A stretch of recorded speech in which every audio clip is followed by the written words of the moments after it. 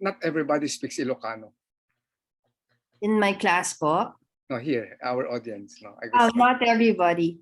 Okay, so it's your class, Nina. Yes, sir. It's a strategic management class for undergraduates. Okay. They are double majors in management and economics po. Okay. Are you Tesoros Assumption Road? No. They by marriage. No, you're Nina Tesoro. Opo. So we're related to the Tesoros of the bakery, you mean? Yeah, Yeah. they were my kababata. The twins. And they make good cinnamon. Absolutely. I heard. Oh, wala na sila, no? Oo, wala na. It's in a Cuenca and all.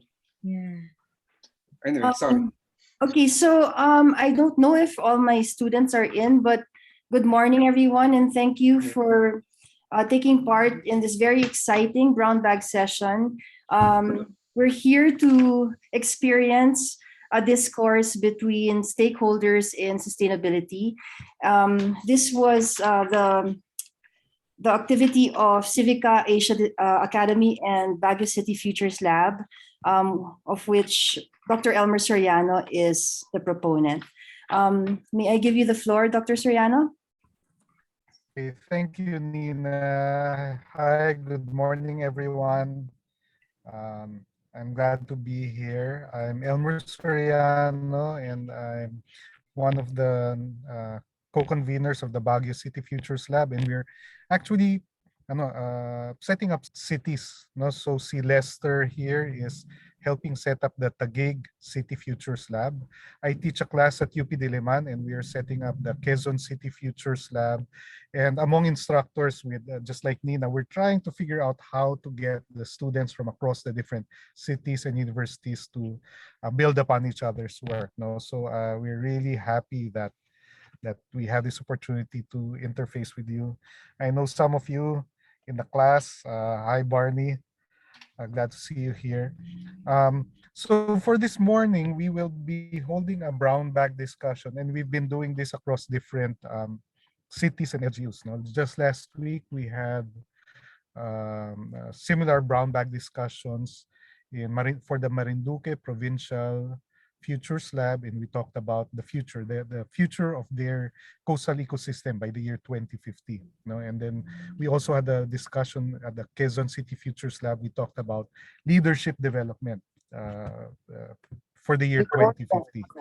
So for this morning, with the Baguio City Futures Lab, we're happy to have a conversation about zero waste management. And just before you enter this session, we were chatting and we were saying na yung Baguio is an excellent showcase of environmental practices. If we can pull it off in Baguio, then it's so much easier for people from all over the country to learn, because people like going to Baguio, and they go to Baguio for vacation, and they should learn how to take care of their waste, no, while they're in Baguio, and they should learn it from us, sa ating mga taga Baguio. Yun yung trabaho natin. We do it for ourselves. We also help the rest of the country do a good job by learning these practices while they're in Baguio, no? Because we don't want to be picking up after them because they did not learn it while they were in Baguio. Okay, so we will to kick things off, we will start with a welcome message from a Baguio boy who has expanded his scope in public ad and education, si Professor Alex Brillantes. No? Professor Alex Brillantes is former Dean of the National College of Public Administration and Governance at UP Diliman, and then he was a commissioner at CHED and also director of the Local Government Academy, which is a unit of the Department of Interior and Local Government. He has also held positions in various organizations. He was chair of the Philippine Social Science Council, president also of the Philippine Society for Public Administration, and Secretary General of the Association of Schools of Public Administration of the Philippines. He has also served as consultant for Governance and Development Administration, to the World Bank, UNDP, Australian Agency for International Development, and SIDA, Canadian SIDA, and USAID. He's also currently Secretary General of the Eastern Regional Organization for Public Administration, EROPA. No? So from his roots as a Baguio boy, ang dami na niyang narating, and we're glad that he could take the time to join us this morning, and we're hoping that he gets to share itong initiatives natin doon sa Eastern Regional Organization for Public Administration. Ladies and gentlemen, we would like to welcome Professor Alex Brillantes to share with us his thoughts on initiatives like this. Thank you very much, Dr. Elmer. And it's great to be with you guys. In fact, when we started, I was speaking, because I really speak Ilocano, but I understand from Mamina that not everybody speaks Ilocano. And so agananos tayo apo, I won't speak in Ilocano na lang. But I miss speaking Ilocano. I give lectures in Ilocano, etc., etc. Because I'm really a super Baguio boy. At one point when I was young, I was even boy vice mayor of Baguio. And sometime back. And up to today, I'm linked up with Baguio. I've worked with different mayors, including, of course, Mayor Dumogan, and of course, our present mayor today, Mayor Magalong. So thank you, Pare, for that very kind introduction. And really, it is really an informal session. And as I was looking at the names here, it's so good to see all of you, see Ma'am Tene Francia, and of course, Ma'am Nina, and of course, Carlo. I've heard about your work, okay? And it's really good that we're out there pushing the envelope of preserving. At one point, if you recall, maritime movement on the Baguio we want, okay?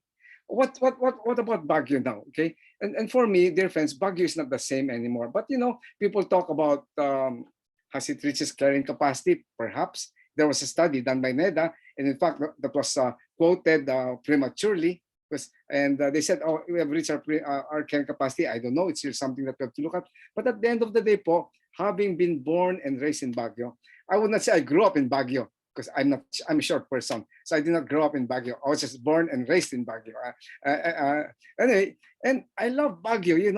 When you went, I mean, you have all heard this time, mga pine trees. In fact, maybe kami makasalanan. But during our childhood days, during our times, I live in Assumption Road, and it's now linked to us. They named the street beside it Brilliante Street, named after my dad. Okay, because that's where the cooperative center was founded, and I'm very happy they named it after my dad, Brilliante Street. But that was where Mount Mary is. That's where St. Louis is now. That we used to call that Mount Mary. When we were kids, I don't know. I tell this to my children. Maybe we were part of the quote unquote. Not destruction, but we would actually literally go to the Mount Mary. That's by St. Louis, no, Muya po that way. And then we would literally chop trees and bring them home as our Christmas trees. Can you beat that? Nung panahon namin, ang mga pine trees namin ay tunay. Pero of course, wala na dun yung bundok kasi nandun na yung hospital. But when we were kids, that was the kind of Christmas we had. Pine trees, real pine trees, okay? And of course, wala that whole notion. But we're gathered here today, and I know a lot of you are young.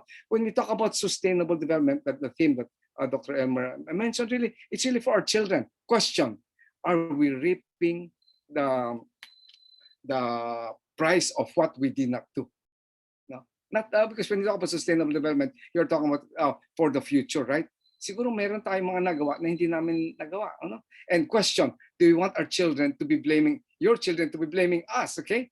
And I'm very, very open about this because, I live in Quezon City now, of course, but I go home to Baguio, and like I said, we used our home there, but I still go there. And really, it's not the same as we had before. You talk about traffic, you talk about pollution, solid waste. That's our topic today, okay?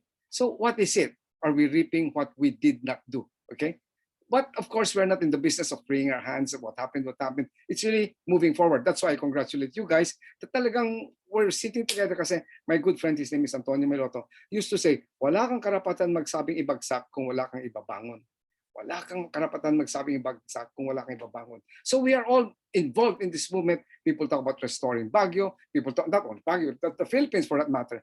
The whole thing is really a microcosm not only of the Philippines, but of the world. You all are familiar with Greta Thunberg.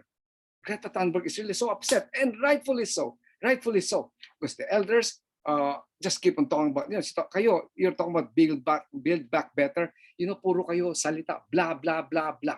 And I think that's what we need to hear. Kailan kayo magalit? We have to get upset. But we don't end getting upset. We want to do something. That's why we're quite positive. Okay, going back to Baguio, it's not the same anymore, but hey, that's fine. It's our hometown. So are we reaping the cost? So we talk about this whole thing about sustainable development in terms of discourse, yes, sustainable development, sustainable planet, etc., etc. But are we changing? Are we changing our behavior? And it starts with exactly what you're doing, solid waste.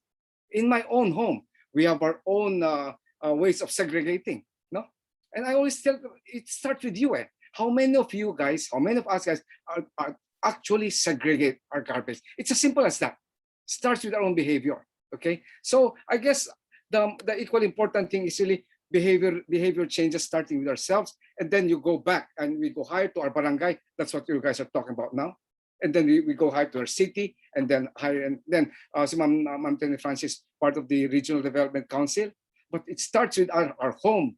Number 2, our barangays. And I would spend much time on this because I know I'm just to give a little sharing. Barangays, alam po niyo, I'm in public administration.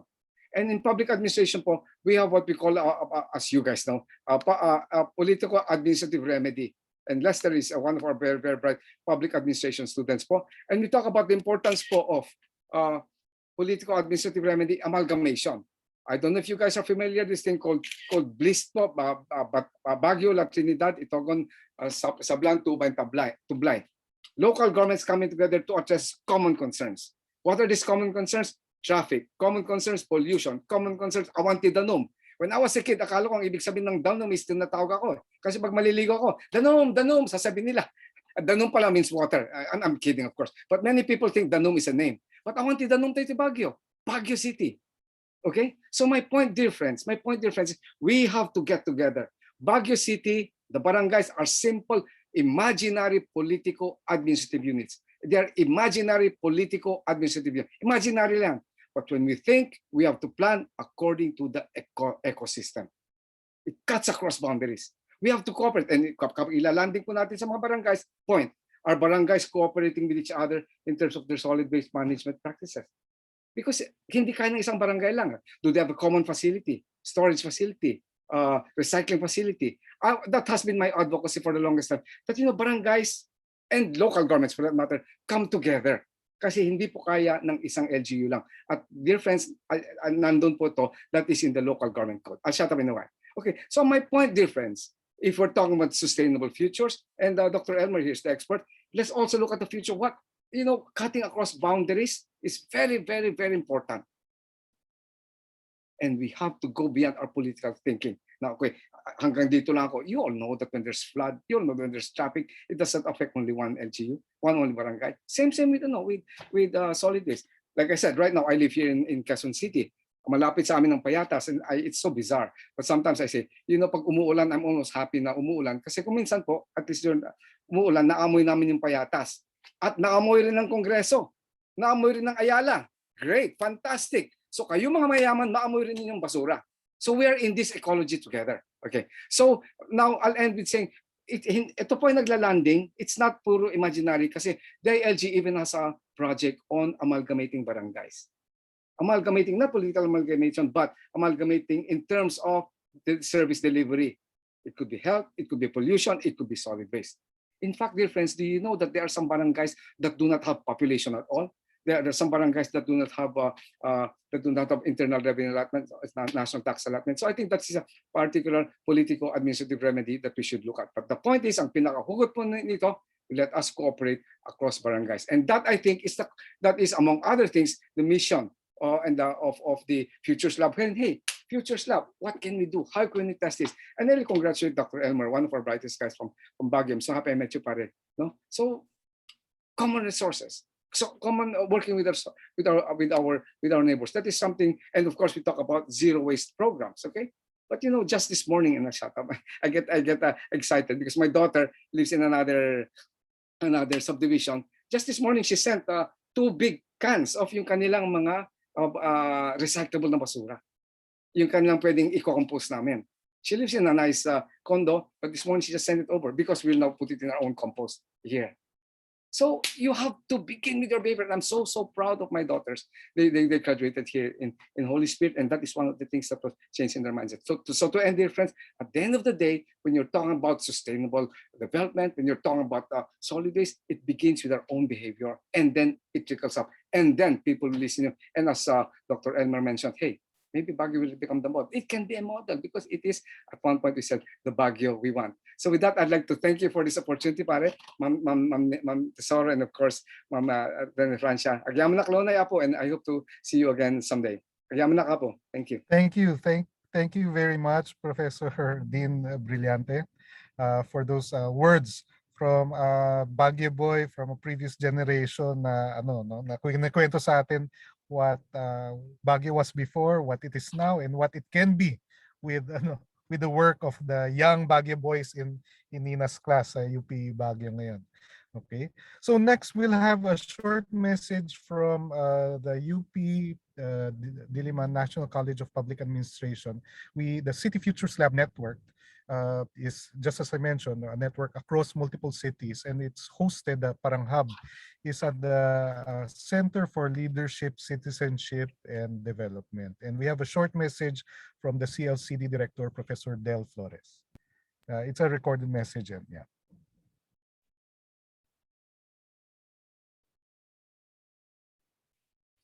The Center for Leadership, Citizenship, and Democracy of the UP National College of Public Administration and Governance congratulates the City Government of Baguio to the leadership of City Mayor Benjamin Magalong, SK Federation President Councilor Levin Lloyd Orcales, and Planning Officer Architect Donna Tabangi, my good friend Dr. Elmer Soriano of Civica Asia, and our partners in organizing this very important forum on zero waste barangay and Baguio City sustainability.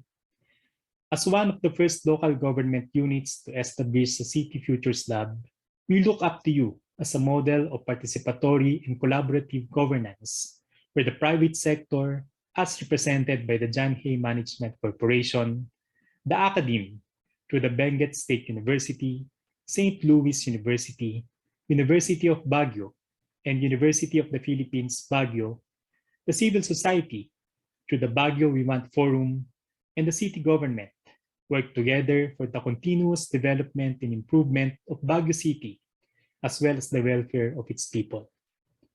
Baguio City is indeed a pride not only to its denizens, but to many Filipinos, like me, who love and admire the place and its people. I cannot remember how many times I visited Baguio, and each time I was able to relish nature within the city, enjoy my time with my family while admiring and respecting the discipline observed by its people, and most of all, feel the warmth of their welcome despite of the cold. Today we are going to listen to two very important talks on an issue that affects us all, especially those who are living in highly urbanized cities like Baguio. It is therefore an opportunity for the whole country to learn from the experiences of Baguio City, Barangay Palma Urbano, and Open Space Productions, Baguio City, on achieving zero waste in our urban communities.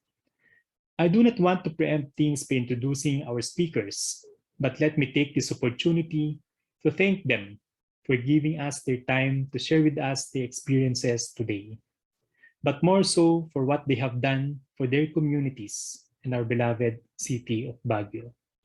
Let this activity, however, just be a part of our continuing efforts to incorporate strategic foresight in our continuously tightening and strengthening partnership as we promote the spirit of collaboration and knowledge co-creation in Baguio City and in the rest of the country. Magandang umaga po sa inyong lahat at mabuhay. Thank you very much for that message from UPNCPAG CLCD Professor Del Briones. Now we'll ask Nina to introduce our first speaker. Nina? Thank you, Dr. Soriano. I am very pleased to introduce to you my childhood friend. I think we met when we were tweens at the Cultural Center of the Philippines. We grew up there because my father, attorney Tito Tesoro, founded the resident theater company of the CCP, and it's still up. It's called Tanghalang Pilipino. Carlo and I were blessed to have experienced cultural sustainability in the helm of Philippine culture. Carlo moved to Baguio, and if I may share my screen, sir. A few decades ago, and if you Google Carlo Altomonte, I don't know if you can see, he has a blog. You can know more about what he does here in Baguio, but he is more known for his very important work in Save 182. And this is very important in trying to show that we need to push against commercialization and capitalism in a very important way. Apart from that, if you Google Carlo Marco Altomonte, he also has some film work that he's done as a professional actor. And so I won't keep you from getting to know Carlo at this point. So may I present Carlo Marco Altomonte, protest artist and proprietor of Open Space Productions. Carlo? Okay, thanks, Nina. That was surprising, that introduction. Good morning, everyone, and thank you for having me today. As Nina said, I'm not an academic, but I'm glad that Mr. Brillantes' introduction, kanina, there were some words there that I think some of the things I would like to share this morning would actually connect you. So, being a theater artist, pardon me if I become overly dramatic in this presentation, but that's who I am. So I hope that I could share something relevant to all of you this morning. So I would like to share my screen also, sir. So if I may. Sure, go ahead. It's not a okay. Can you see? Can everybody see that? Yeah. Yes. Yes. Yeah. Okay. Good. Wait. Well, I'm using my son's laptop, so I don't know how to do this. So anyway, that's the first thing I want to share with you. This is what my talk this morning would be all about. What does this tell you? When I was sent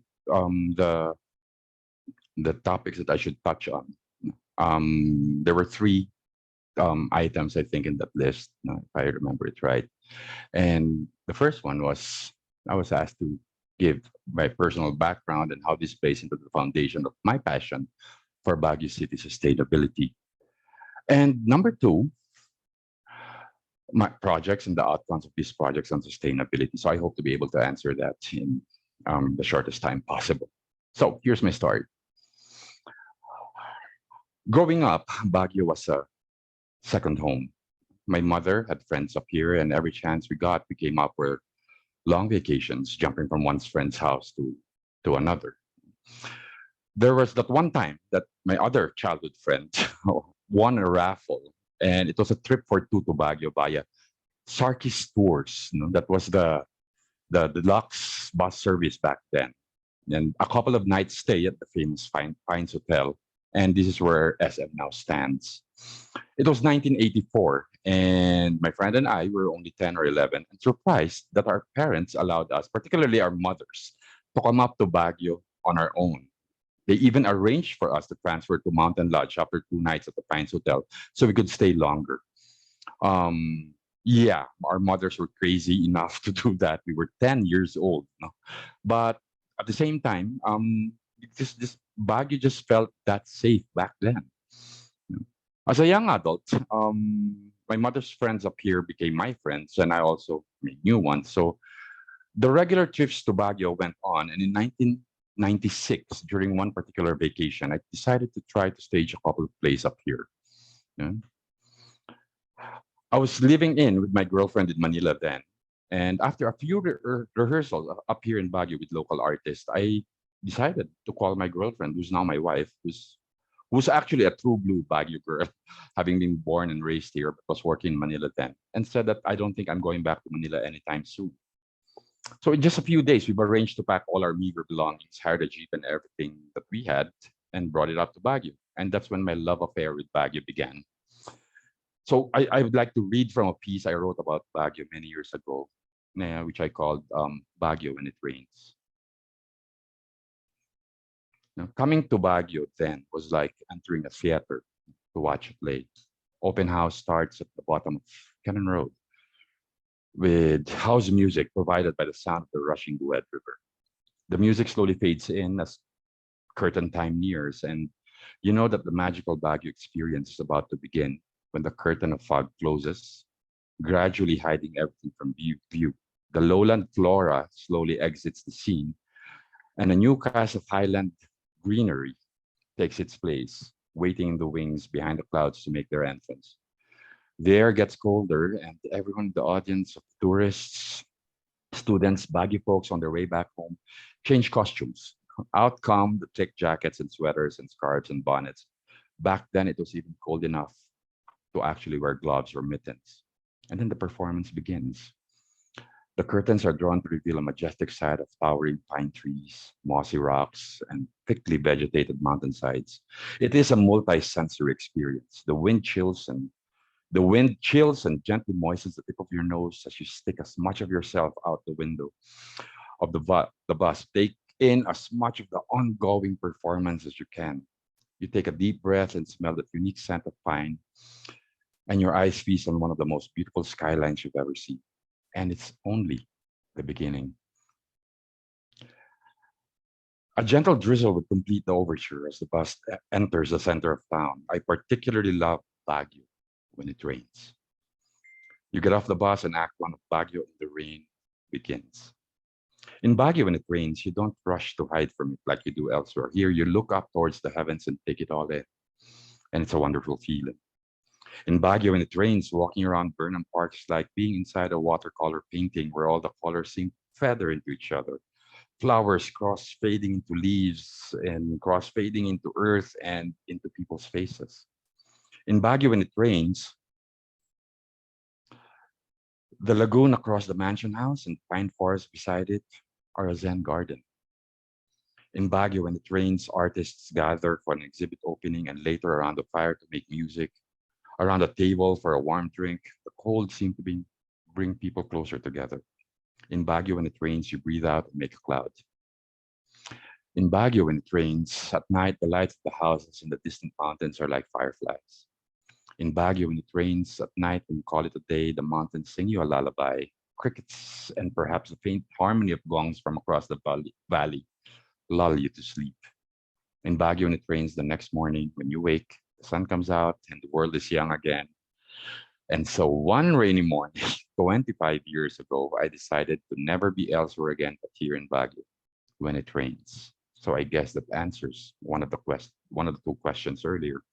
This is where my passion comes from for Baguio sustainability.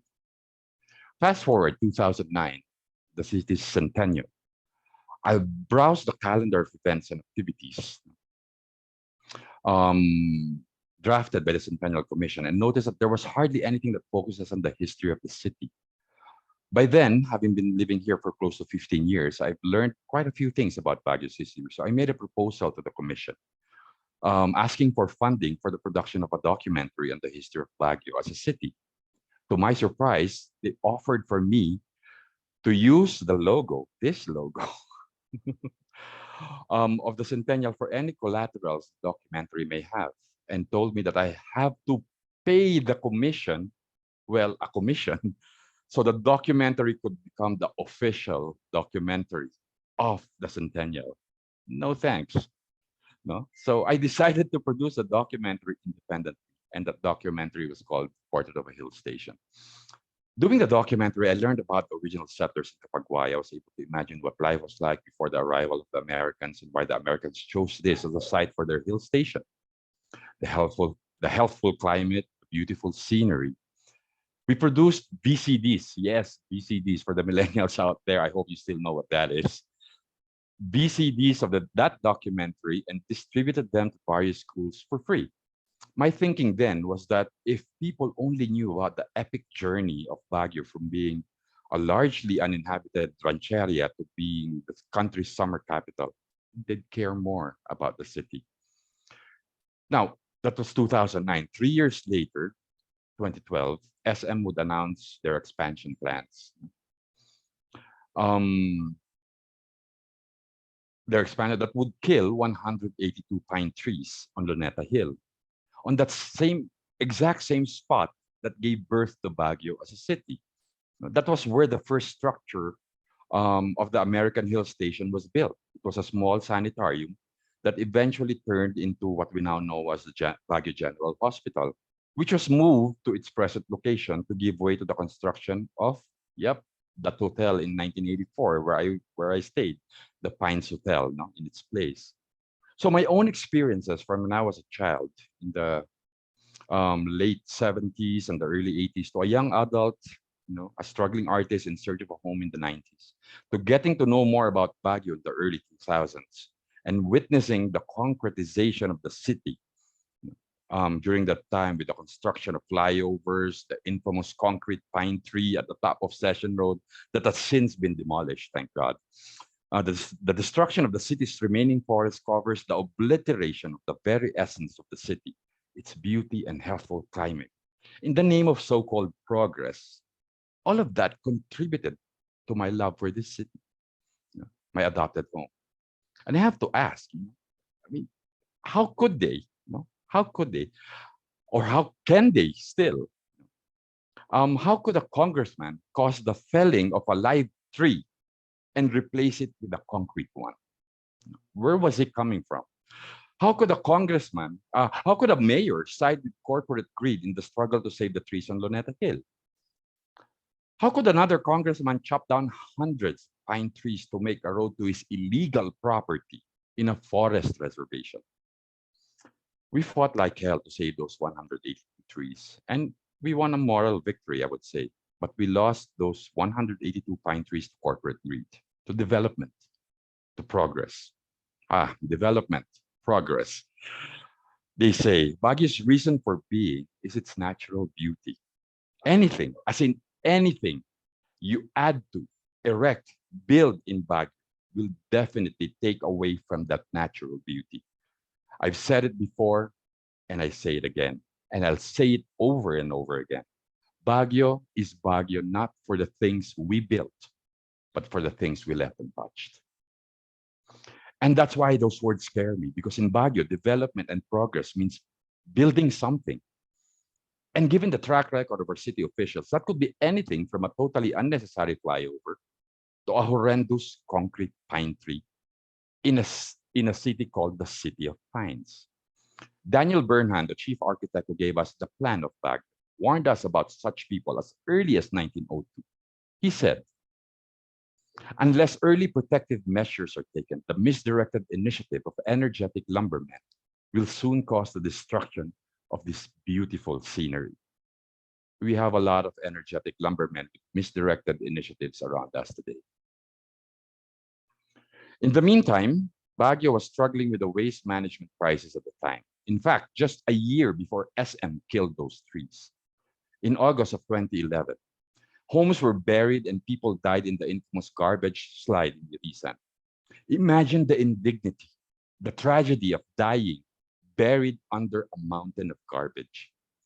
The deadline to comply with the provisions of RA 9003 or the Ecological Solid Waste Management Law came in 2008. For 7 years, the city had the chance to comply, but our officials sat on it. Hardly anything was done. And in 2008, the Irisan dump site had to be shut down. We had nowhere to put our garbage in. So the city launched an ill-conceived waste segregation campaign as a band-aid measure. And it was so poorly implemented that the residents either did not know how to go about it or just refused to comply. And for months, the city's streets were lined up with mounds of uncollected garbage. The city stank. One small step was to ban plastics. And for years, civil society clamored for a plastics ban. And the council was only able to deliver in 2017 with an ordinance. That's 16 years after an RA 9003 was enacted, 8 years after the deadline to comply has elapsed, and 6 years after lives were lost in that garbage slide. I started a small campaign on social media years ago called Huwag Niyo Na Pong I-Plastic. Because based on experience, I believe that it's at the end of the day, it's really all up to us, the community, to effect positive changes in our society. The campaign was simple enough. I just wanted to communicate how much we have taken the use and disposal of plastics for granted. So you go to a sari-sari store, buy a couple of packs of pancit canton, which are already packed in plastic, packaged no? with plastic packaging. And the tendera would automatically put these in a plastic bag for things you could easily carry and bring home with your hands, no? One or two, three houses away. And then if the tendera does not do that, the tendera does not bag the items. I've also seen people ask for a plastic bag, again, for something that they could easily take with them without a bag.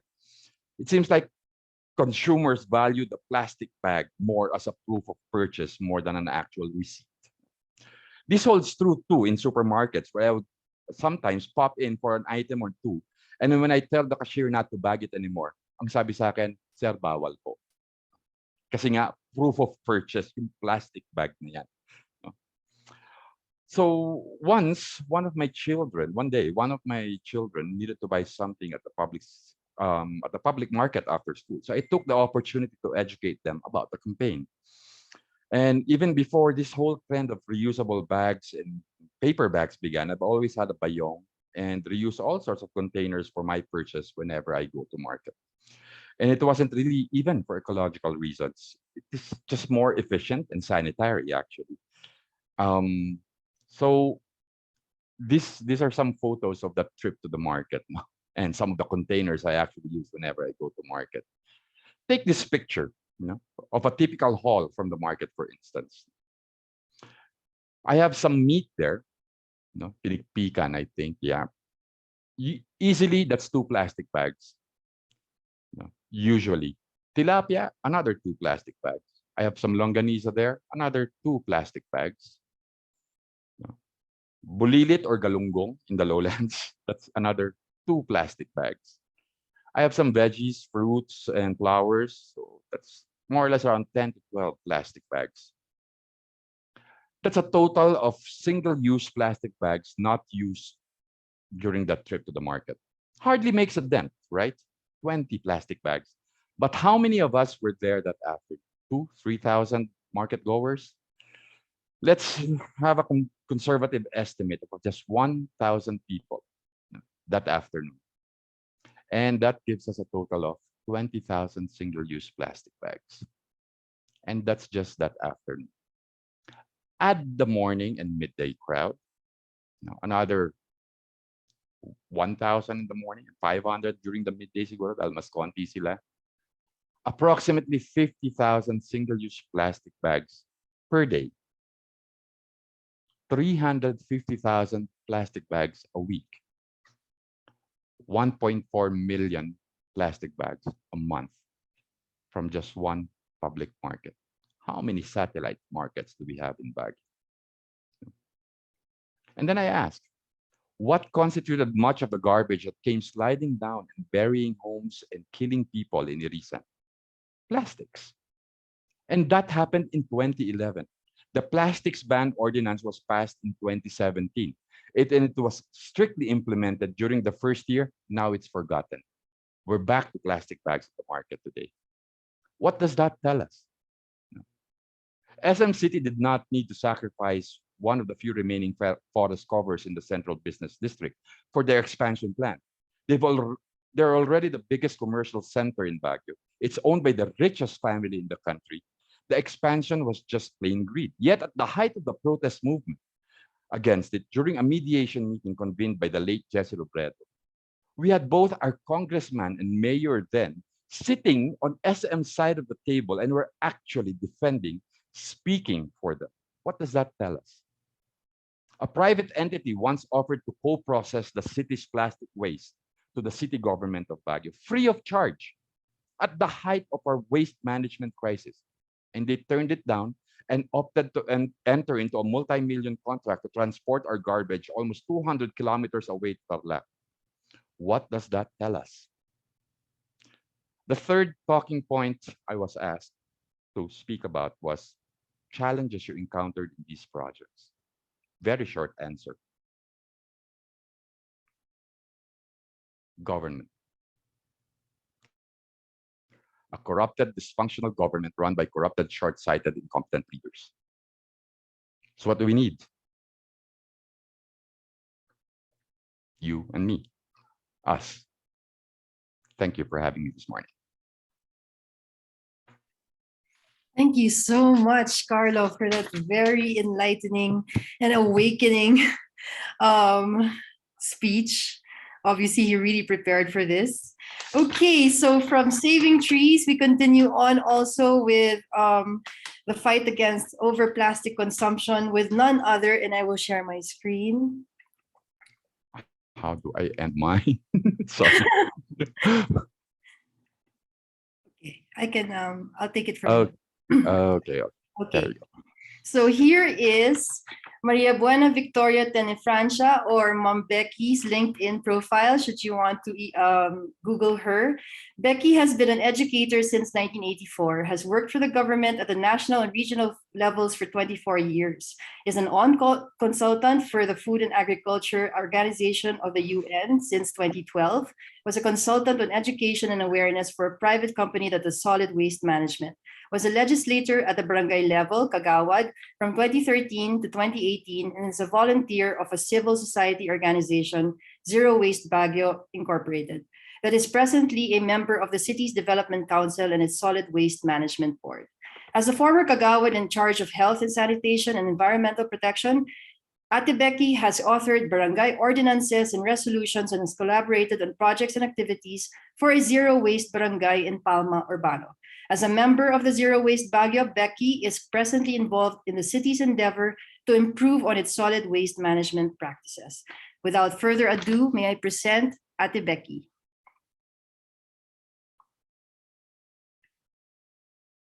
Thank you, Nina. Okay, okay, so I'll take off from where Carlo has ended. Segue tayo. And I was also given the same assignment by teacher Nina.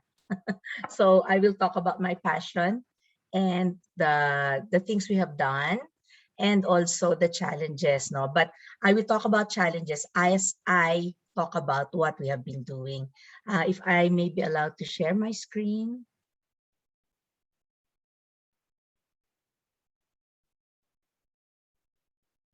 Oops.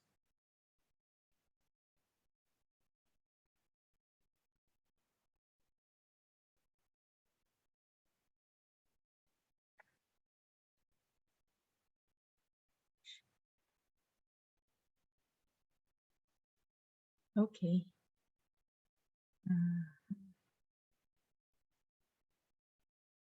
Ako, nakita niyo na yung challenge ko. Okay. Feedback, please. Can you see Yes, it? we can Okay, see. thank you. Thank you very much. All right. So first of all, let me explain why this is my passion, why zero waste for sustainability. As what Sir Alex has mentioned earlier, I come from the generation of baby boomers, and I grew up with my grandparents, and they would always tell us, don't waste, don't waste. Kainin lahat ng pagkain sa plato mo. Sayang yan, grasya ng Diyos. We lived in Baguio then. I was born and raised in Baguio. So whenever we would take a bath, they would say, ay, wag sayangin ang tubig, don't waste water. Yung danum na sinasabi ni Sir Alex, no? And then also, my grandmother always told us, don't waste your time. Do what you can do to do not put off for tomorrow what you can do for today. So it's always no waste, no? So, well, I grew up that way.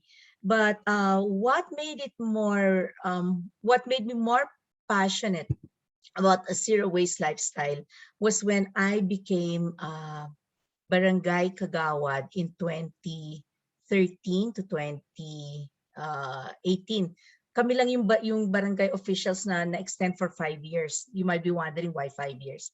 Anyway, I was the committee chair or co-chair for environmental protection, health, and sanitation. And that was where it opened my eyes to what was really happening in the barangay. And let me tell you, really, everything happens in the barangay. That's why we really need a lot of passionate and committed and knowledgeable barangay officials, because everything happens in the barangay. Okay, so what is my basis for this? Remember in elementary, I don't know if you still remember, if you were absent or what, we had the 7 ecological principles. Now we were taught that. And one of the ecological principles is ours is a finite world. Our resources are exhaustible. Hindi sila yung talagang,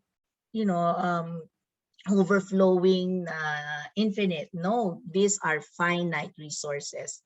And sayang naman if we dispose of them, we burn them, we throw them, we don't take care of them, and we don't maximize them, because our population is ever increasing, but our resources are very finite.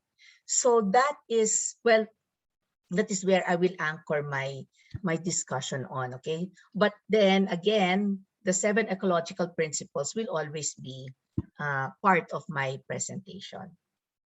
Okay, so now what is zero waste? First of all, zero waste is, sabi nga ng mga magulang natin, walang sayang, walang aksaya. During our time, we had a comic strip. It was Asyong Aksaya. And, he would really show how people would really waste things. No? So, well, now I don't know if you know this Asyong Aksaya, but when we talk about zero waste, it's not yung wala kang basura. Okay? Meron at meron tayong residual waste. But I hope that after I talk to you, I discuss with you about zero waste, you won't look at yung rubbish, yung garbage as waste, but you will look at them as resources that may be used, reused, and upcycled or whatever. Now we are for zero waste, no? Carlo already mentioned the law. We have the RA 9003, which is the Ecological Solid Waste Management Law. No, and this is our framework always. We are guided by this. This is our Bible. If you will notice, we have an inverted pyramid. Okay, so at the top of the pyramid, it says avoidance. As much as possible, you see, it is the most preferred option. No, when you avoid buying or consuming more than what is needed, then that is avoidance. As I said earlier, ours is a finite world. So as much as possible, we really avoid using so much resources. And then after that, reduction. So instead of my example would be like the tissue paper. Some of us would just keep on rolling the toilet paper, tissue paper, diba, and use it. And then baka naman pwedeng bawasan na yung gagamitin, diba? Yung mga ganung bagay. Be very conscious about the way we use things. And then of course, yung reuse. You don't have to buy like clothes once a month or even shoes, mga ganon. Just keep on reusing them. I'm glad during this pandemic, we don't really have to go out and, we just stay home. So okay lang to keep on reusing yung mga clothes natin, yung mga ganon. Of course, clean clothes, ganyan. And then we also have the recycling. So dito papasok yung mga, especially yung composting, we recycle our kitchen waste, our garden wastes into compost or fertilizers. That's an example, just an example. And then yung recovery naman is like yung tires natin, di ba, yung mga used tires, we try to recover parts of the tires like the wires, or now that we have a lot of so-called e-waste, electronic waste, we try to recover the parts that may be used. And then the one after this is treatment. So ito naman yung mga hazardous waste, mga medical waste. As much as possible, if they can still be treated, they will be treated. And last but not least is, of course, yung safe disposal. This is where we bring our trash, waste, to the landfill, ano? And as much as possible, it is the least preferred option. Bakit kanyo? Because, di ba, remember we said that our world is a finite world. Instead of using very important land area for landfill, we can use them as agricultural areas, mga ganon. So as much as possible, we avoid bringing our waste to the, to the landfill. So how do we do this? I'll talk to you about it, with you about it as we discuss zero waste. Now, if you take a look on at the left side of the screen, these are the direct responsibilities naman, no? So you'll notice that avoidance, reduction, reusing, and recycling are the responsibilities of the households and the commercial generators. Yung mga business establishments. Okay? So that's our responsibility from the house, no? Hanggang sa, so from recycling to avoidance. And the barangay steps in there when it comes to reusing, recycling, and recovery. Although they have an influencing responsibility hanggang dito sa reduction. As a matter of fact, now, come to think of it, I've been with the barangay, we can even influence them until the avoidance. Okay, so we can, like, di ba Carlo was talking about going to the market, avoiding plastic bags by bringing his own plasticware. Okay, so the barangay can have an influencing responsibility there. How? By educating and making the people aware of the effects of using a lot of single-use plastics. And then the next, the municipality, the direct responsibility of the municipality or the city is, of course, from the recycling all the way down to the safe disposal. And the provinces naman from treatment to safe disposal. But then again, as much as possible, we do not want to have this in treatment and safe disposal. Okay? So let's move on now. Now, why barangay? Syempre, we start off with the household. But like what Sir Alex mentioned earlier, the smallest local government unit would be at the barangay level. And that is where all the actions take place. And that is where, we have authority over the people, no? Because not authority and responsibility and accountability, no? With the people who have voted for the barangay officials. So let's take a look at Barangay Palma Urbano.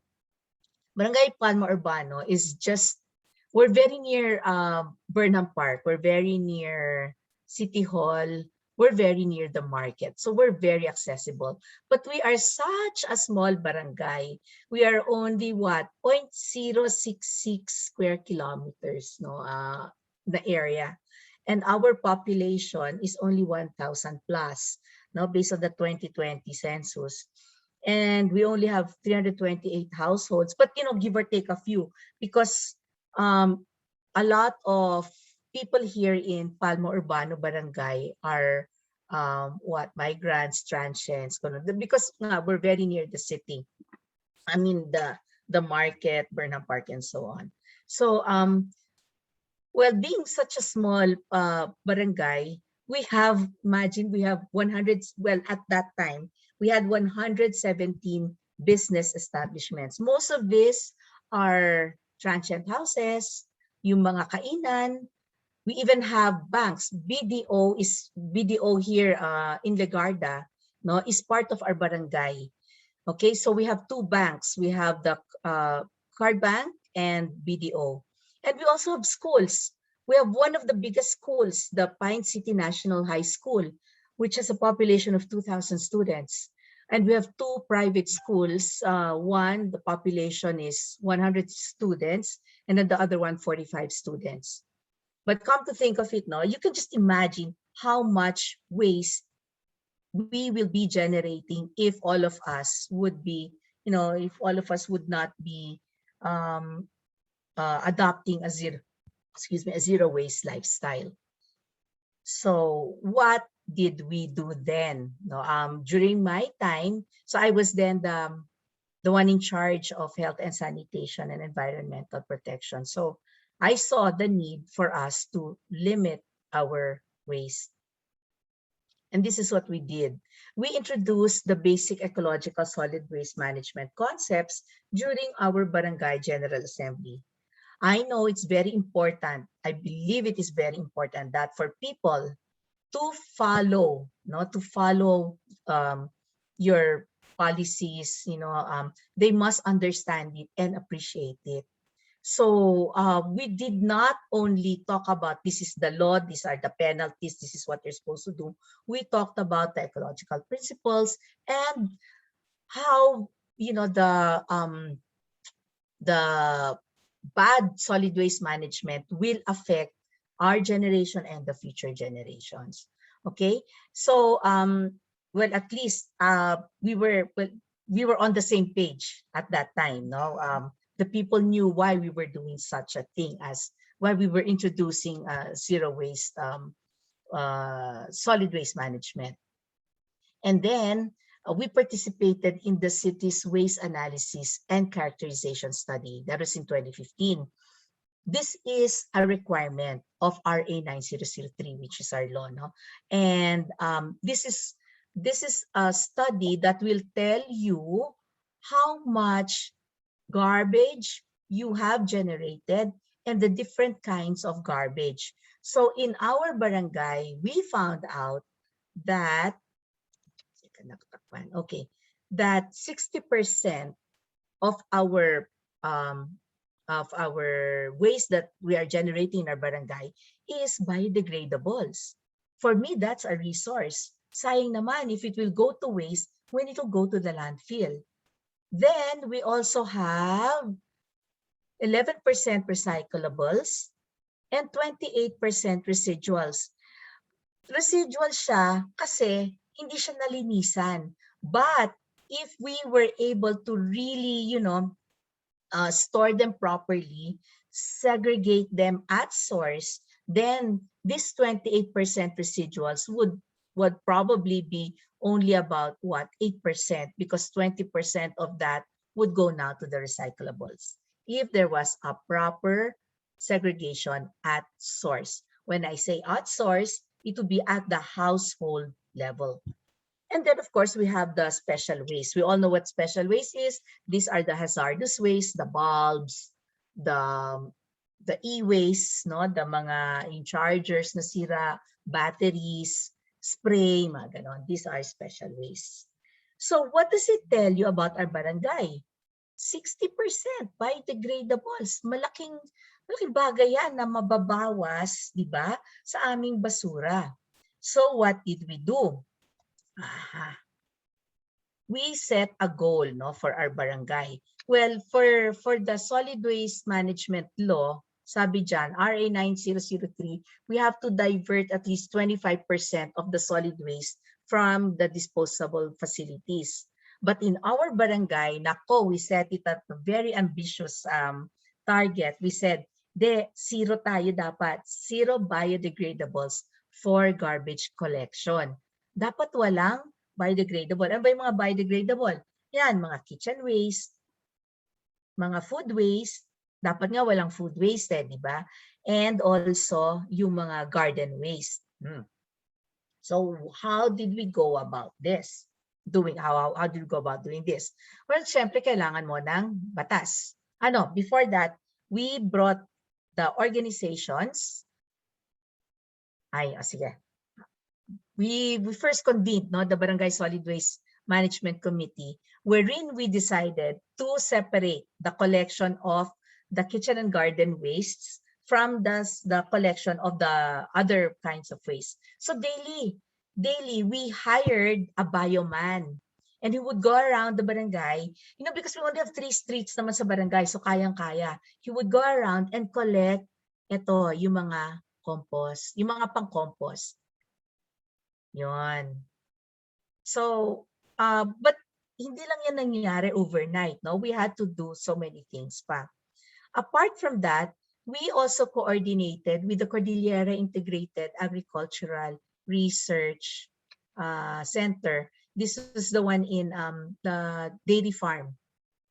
And then we asked for their technical assistance.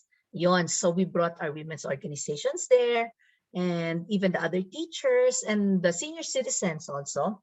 So we brought them there and we showed them, oh, this is what we can do with our biodegradables. Okay, so we can have plants there, and then this is the, on the right side, you can see yung compost, no, na manggagaling from the biodegradables. Oops, what happened? Okay, there. And then we also showed them that, oh, you can even have flowers and yung mga herbs na pwedeng pang tea. So, kung na siya, healthy na, clean pa, parang gano'n. And they were so excited. And sige, let's do it. Ganon. Sasabi naman ng mga other members of the Barangay Development Council. So what did we do? Yon, we came up with several ordinances and resolutions. First, with the hiring of a bioman. Resolution dapat yan. Kasi we have to set aside the budget for that. So, okay, we did that. And then, of course, we had to establish a community garden.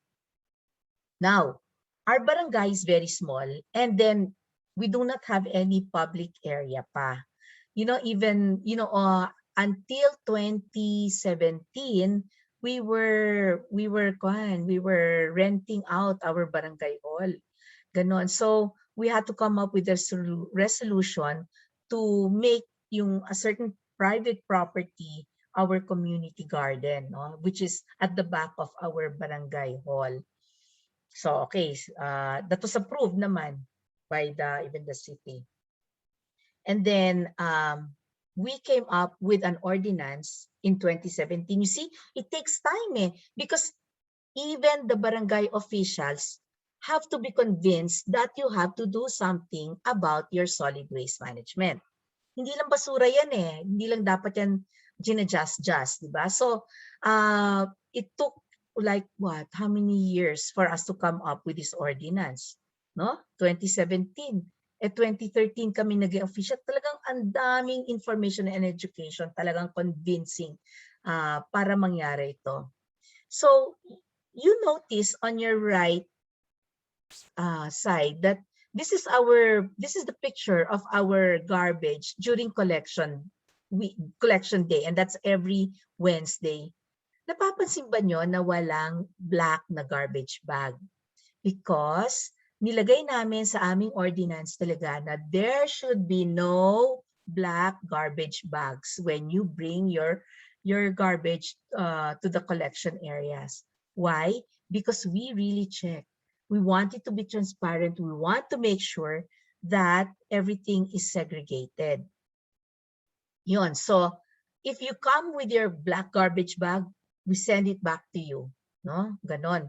And these ones have to be labeled pa. Nakalagay yung number ng bahay mo or yung apelyido ng household dyan.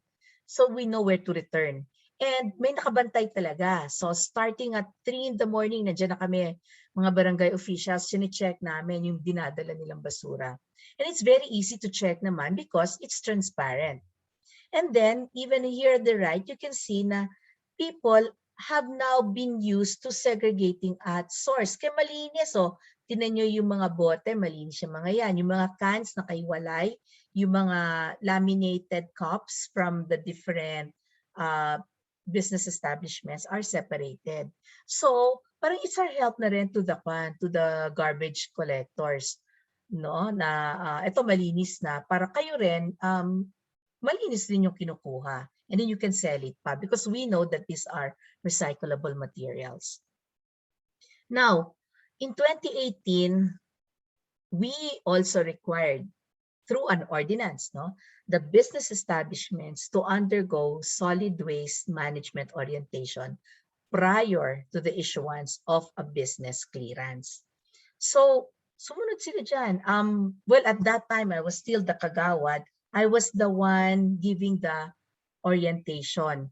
And then, so after their orientation, they were given a certificate and yun nga, they would now be given the business clearance. Sad to say, well, that is one of the challenges is when I left they weren't doing it anymore because they were saying na wala na daw ako to orient. But I told them, di ba, I oriented you already. But then they go, hindi, dapat sana yung ikaw, ganon. But that's a challenge there, okay? So how to sustain it? Well, anyway, so that was how we started, no, with our zero waste in our barangay. Yan, that we had to orient senior citizens, women's organizations, the daycare center, parents of the daycare students. That was funny because at the daycare center, so we were teaching the students, eto kami nagtuturo, so they knew already how to segregate. And then a month after, balik kami to check, to monitor if it was still retained in them. And then they, no pala. So what we did was we had to educate the parents of the daycare students between the barangay, the school, and the household. Okay. And then we also had to do orientation with the Pine City National High School, Victory Baptist School, and the San Lorenzo School. Kasi nga, they comprise a big population of our barangay. Now, it happened during my time that there were NSTP students from UP who came. They were saying, Ma'am, we have to come here and we have to come up with a project for NSTP. So I thought, sige, gumawa tayo ng video for solid waste management. So what they did was, they came up with a video nga 7 minutes, but they went beyond that. In that video, they did a profile of the barangay, and then they also showed the different types of garbage. They also showed a household there that has several plants and it had its own ecosystem. So to encourage people to do it, and they also showed how to do composting in the 7 minutes na video. So talagang thank you sa UP for doing that. And they even went beyond that. They even made a comics on solid waste management. Ito po yung, well, this is just part of the comics that they made, no? It's a 15-pager thing, and we were supposed to share this with the schools. However, it was not sustained. Nagkulang kami ng pondo. Challenge na naman yan. Okay. So presently, this is the community garden. Nalipat na po yung community garden kasi our barangay hall has been transferred already, and we were able to fight for a property behind Legarda BDO, no? So we now have our own barangay hall there. So wala na kaming space for gardening. So one of the kagawads now was able to identify a private land, no, near her place, 30 square meter piece of land, which has been idle for the last 3 decades. And, she was so convinced really that, we needed to do something about our biodegradables. Plus, during that time, it was ECQ already. There was already this, challenge on food security. May pagpunta sa palengke, naka-lockdown, mga ganon. So, she was able to convince the women's organization to come up with this project na, ayan na. So you see them working together, and these are their produce. Ito bago lang ito, no? I just got their pictures. When was that?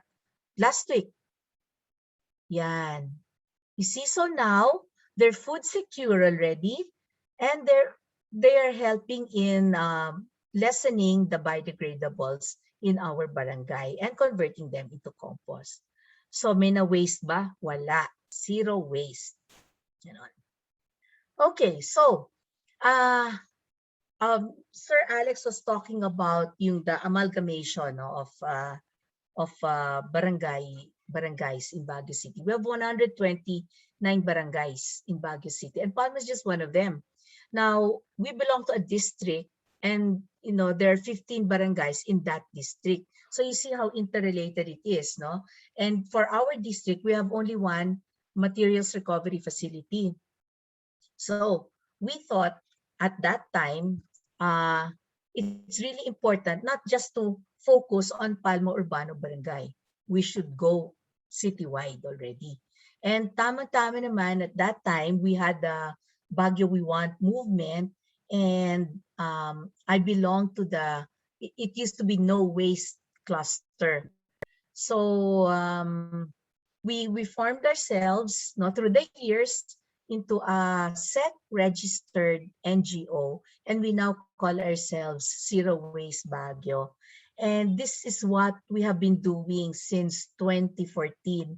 So we've been doing information and education and policy formulation.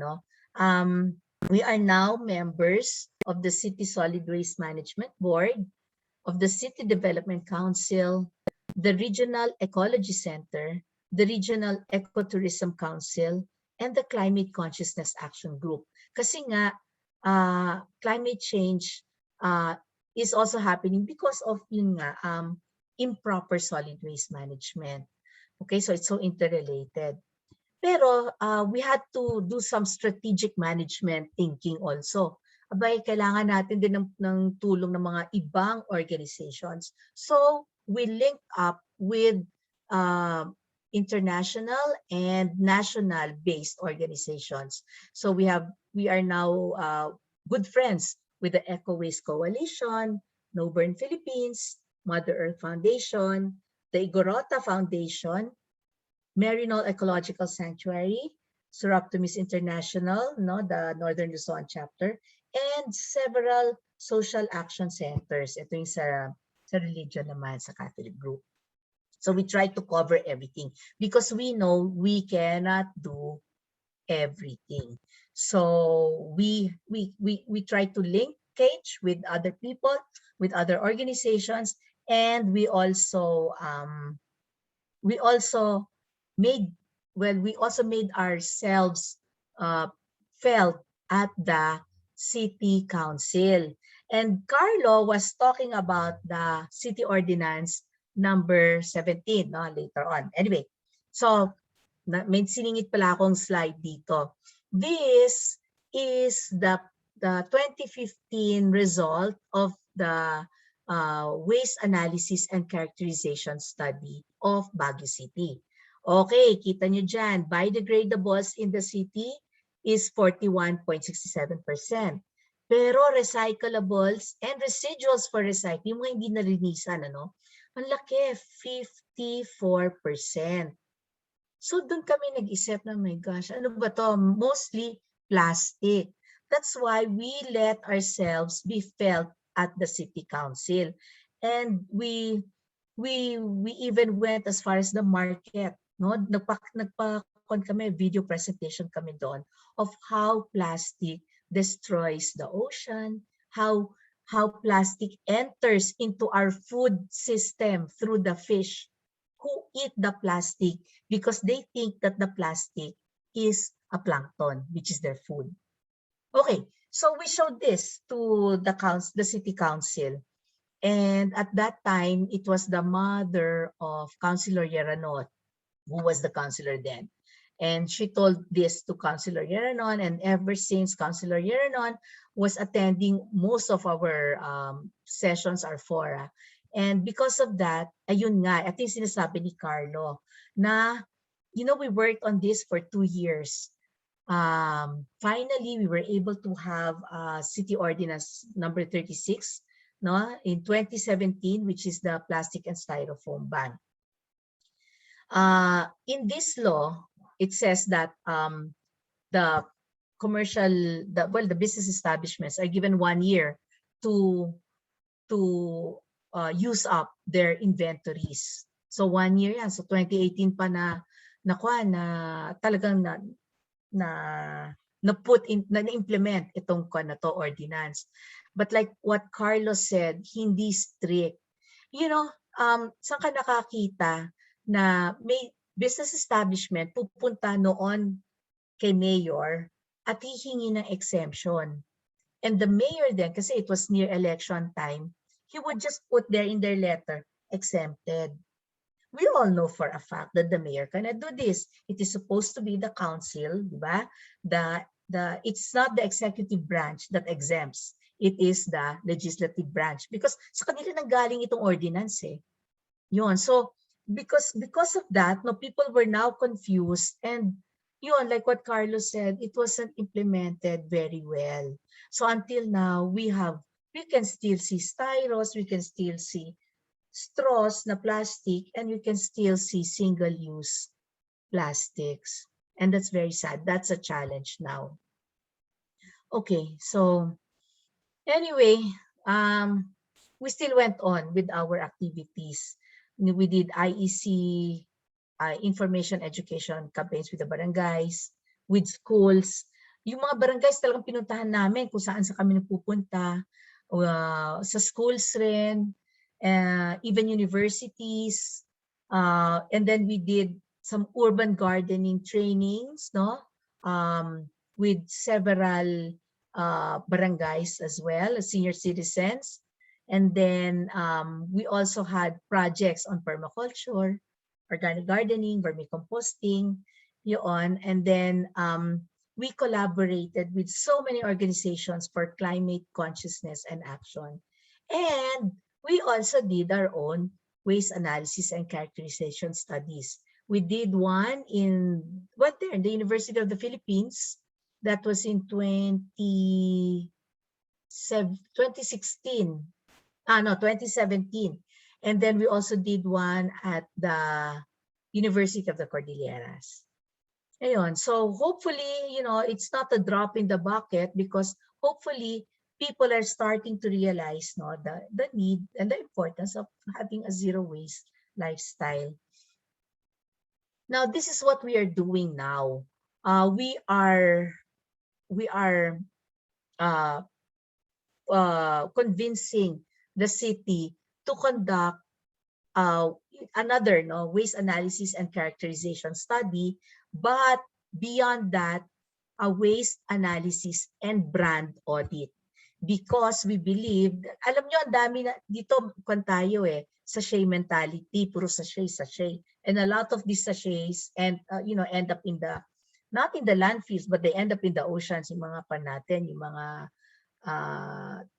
mga drainage, mga ganon. So they end up clogging the city. And so we were saying it's an EPR, an extended producer's responsibility. Ibig sabihin, si Nestle, si Unilever, it's their responsibility to get back the waste that is being generated from their product. Ganon. So that is what we are trying to convince the city now to do, not the waste analysis and brand audit. There's still a lot of convincing to do, but takes patience. And then we are also part of the team that is proposing for a materials recovery facility for our e-wastes, no? Kasi ang daming e-waste ngayon. And according to the law, RA 6969 and RA 9003, your e-waste is the e-waste, which are part of the hazardous waste, have to be stored and properly managed. So that's what we are doing. The MRF is the MRF in Luwalhati. That's the one. Excuse me. That's the one near Right Park. Okay. And we are also part of the Luna Terraces Permaculture Housing Project of the city. So what's this Luna Terraces Permaculture Housing Project? It is the first, according to our planning officer, wherein they will come up with 60 units for housing for mga indigent and for those who live in vulnerable areas, mga sa landslide, erosion, and all that. This is in Irisan. And what makes it unique is that we will make use of permaculture. So permaculture is part of biomimicry, wherein you mimic nature. So by mixing all the plants there and doing agricultural regeneration. And that's where Kwan also comes in, yung composting, and also yung segregation and all that. That's why they asked us to join this project. Okay, so that's ongoing already. And then we are, as members of the Regional Ecology Center, we also push for the utilization of the audit tool for all members. What's this audit tool? Ginawa namin ito na like if you are a member of the Regional Ecology Center, example, the Department of Public Works and Highways, what do you do? What are your present solid waste management practices that are aligned with zero waste? For instance, meron na ba kayong memorandum or office order na dapat yung hindi na tayo gagamit ng masyadong madaming papel? So we use now online, di ba? Online communication, ganon. Or during our trainings, do we still use yung straw, mga plastic containers, plastic bottles? Dapat hindi na sana. So that is the audit tool that we are asking all the Regional Ecology Center members to undertake. Yun. And then of course, continuing information and education, like what I'm doing now, that's part of what we're doing, and recruitment of volunteers and members. Kasi yung challenge sa amin, there are times when we are also called to, like now, we're being called sa Pangasinan, sa Kalinga, saan pa ba kami tinatawag to discuss, sa Manila. So we're spread too thinly, hindi na nga namin nako-cover ang Baguio City. So we have requests outside na rin. And also, remember si Sir Alex was talking about the bliss, no? Yung Baguio, La Trinidad, Itogon, Sablan, Tublay na area. You know ba, in Tublay, they do not have any solid waste management. And that's very near Baguio City. So that's why kami doon, we're so concerned with their solid waste management there. That's why we want to recruit volunteers and members. So yun, anyway, that's a challenge for us also. So that's what we're doing now. Is it working? Is it a drop in the bucket? It's probably working, but the challenge now here is that it has to be sustained, no?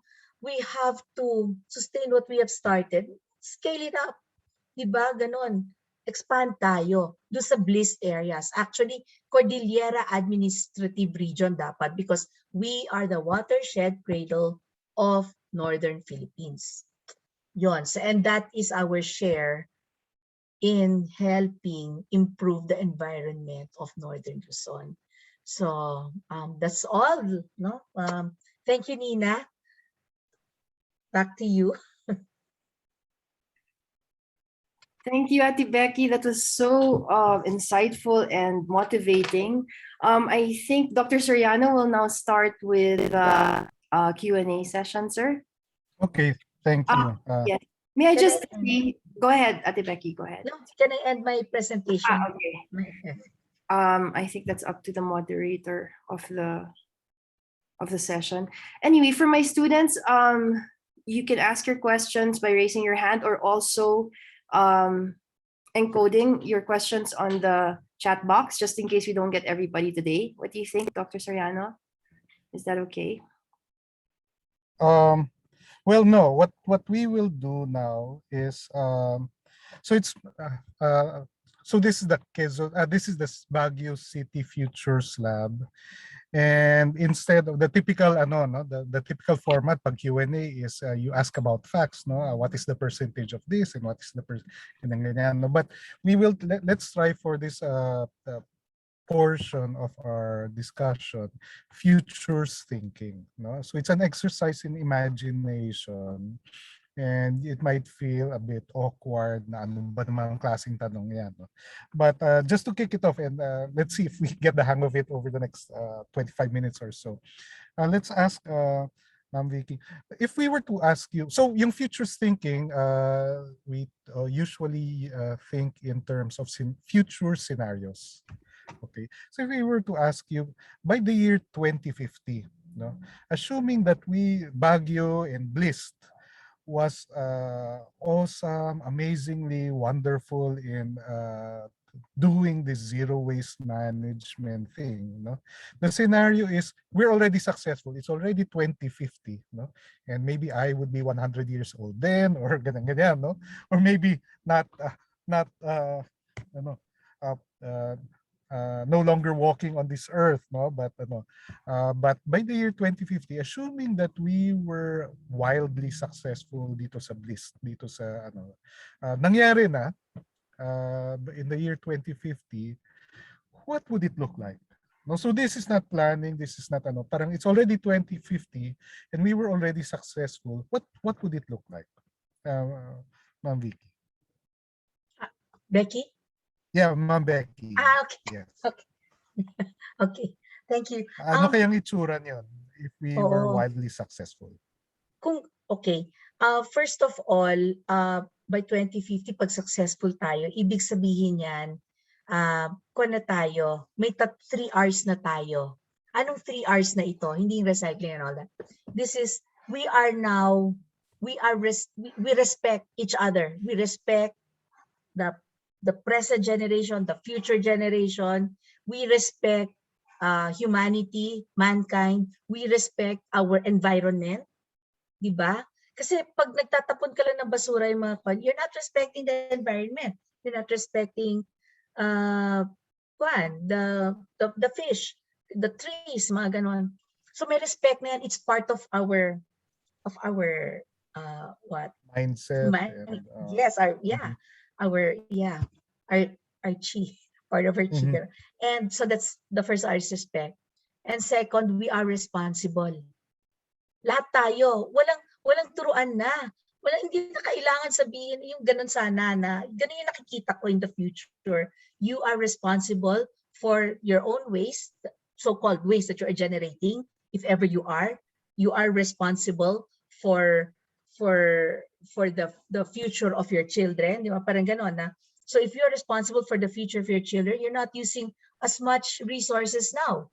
Ganon. You're responsible for the oceans and the trees because they're the ones also giving us, yung natin, like the air we breathe and then the water that we need, That's the third and the second R. And the third R is we are now, well, since we're into the long-term di ba? Research. We're doing a lot of researches pa rin to improve on our lifestyles, ganyan. So what do we see? Pag zero waste na tayo, hindi na natin kailangan magsunog ng basura. That's one. Now we are really trying to convince government not to enter into any agreements with those who would like to put up incinerators dito sa ating bansa.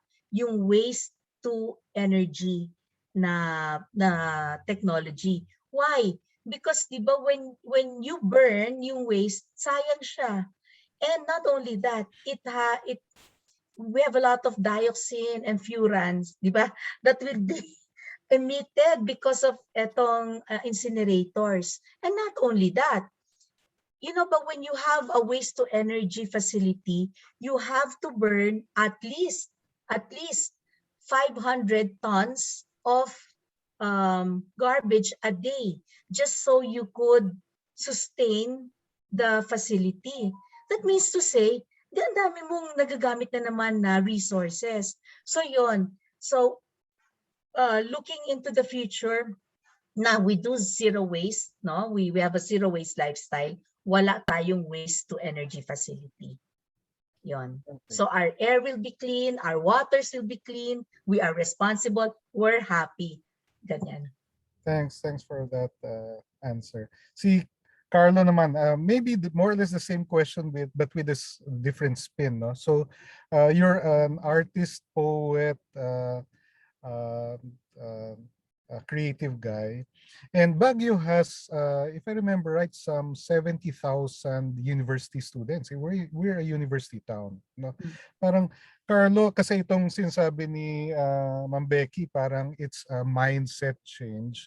How Yeah. can universities, if by the year 2050, no, in the future, our universities have become stages or platforms for young Filipinos to discover the artist within or the poet within. Parang nagising sa kanila na, oh nga no, I ought to be this way. I ought to author, diba?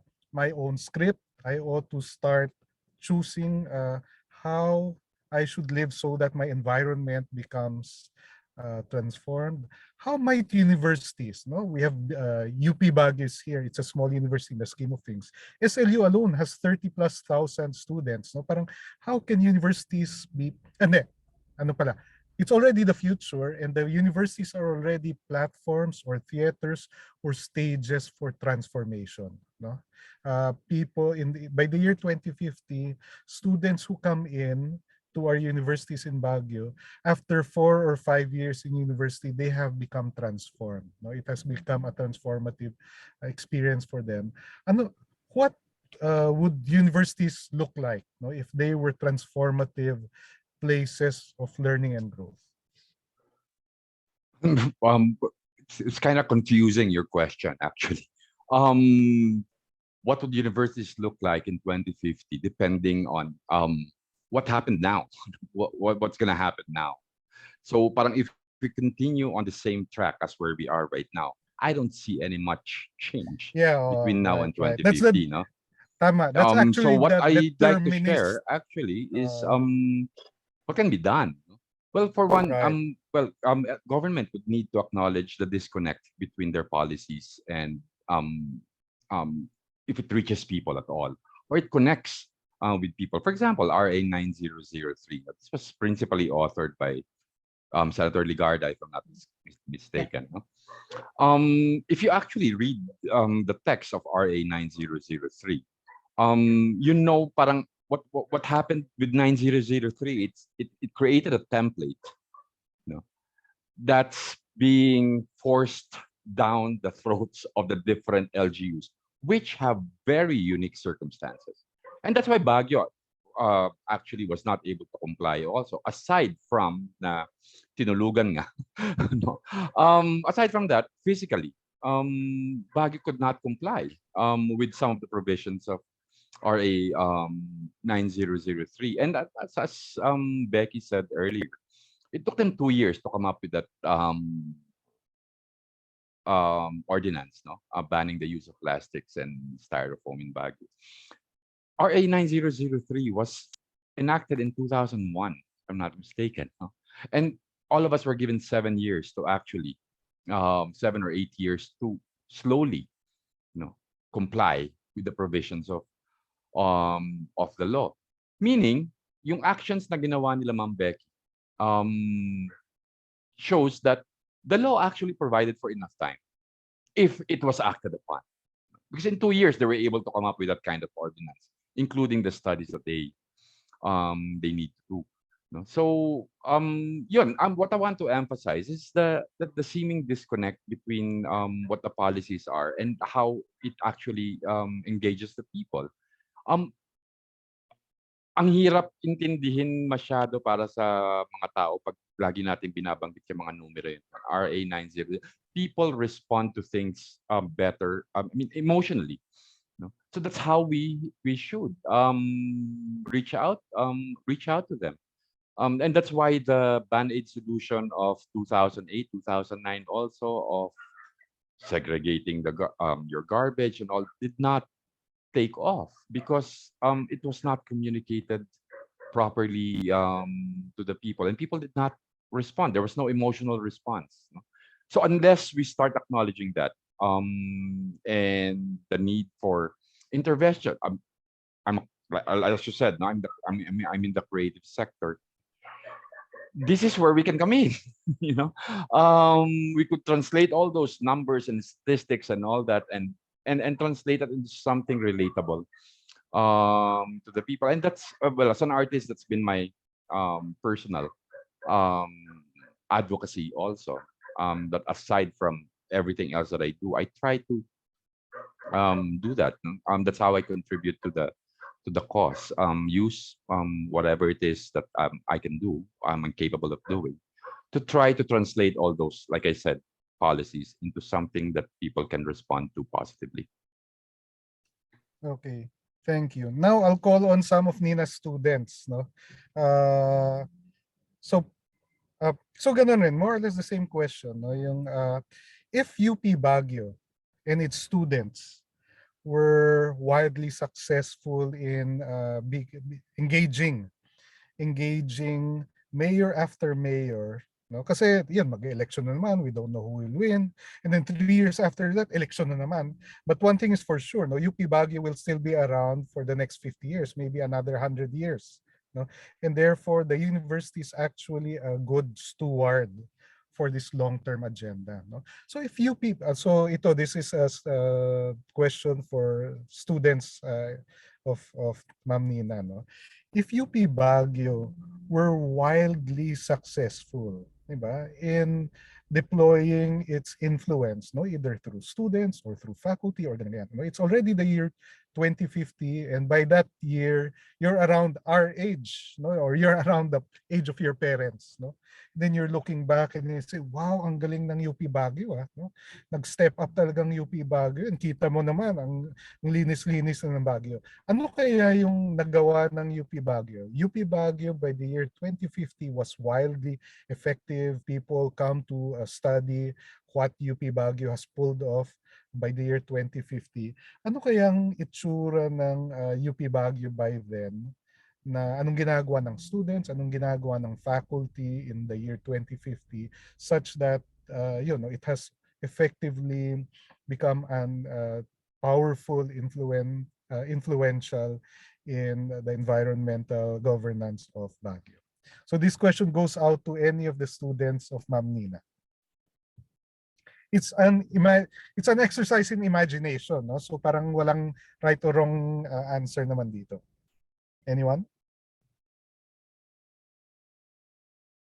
Strategic management rin to, no? It's a technique, scenario-based planning.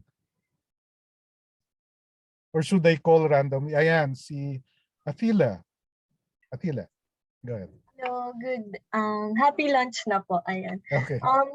So currently po, from what I can envision for UP Baguio, as of the moment, I think UP Baguio is starting on the micro level and then extending outside. For example, in our administration, we have the Green UPB campaign.